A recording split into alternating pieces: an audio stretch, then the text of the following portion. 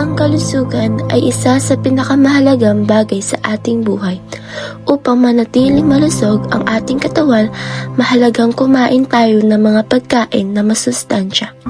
Ang mga pagkain tulad ng gulay, prutas, isda at itlog at iba pang mayaman sa bitamina at protina ay tumutulong upang lumakas ang ating katawan at maiwasan ang sakit. Ngunit, ang ating paligid, marami tayong nakikitang street foods tulad ng fishball, kwek-kwek at iba pa. Masarap at mura ang mga ito, kaya madalas nating binibili. Ngunit ang tanong, masustansya nga ba ang mga ito? Maraming salamat sa oras na ibinigay niyo sa amin para ipahayag ang aming infographics. Ito ay naglalaman ng mga impormasyon para sa kalusugan dahil pwede po ba namin kayo matanong kung nahirapan po ba kayo sa inyong kalusugan, kayo ng diabetes o mataas na cholesterol? Well, just thinking about that, I think about last year, I just suffered some hyperintensive crisis with Tom, but I feel fine. I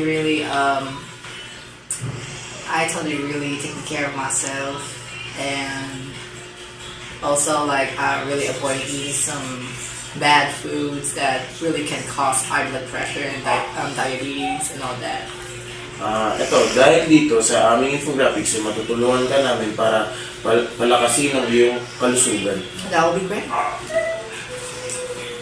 Maraming salamat. About po sa kalusugan, awareness lang po para po sa health po natin. Bali po, may katanungan lang po kami na simple katanungan lang po. Sa palagay niyo po, ano pong makukuha natin kapag kumakain po kayo ng sa pagkain? Health, okay po, thank you po.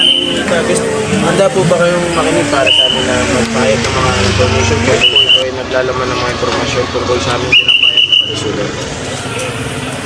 Pwede po bang matanong kung nahirapan po? Kung may nakuha po kayong sakit dahil sa hindi pagkain na masustansya pagkain? Wala naman ako nararamdaman kahit ano kakainin.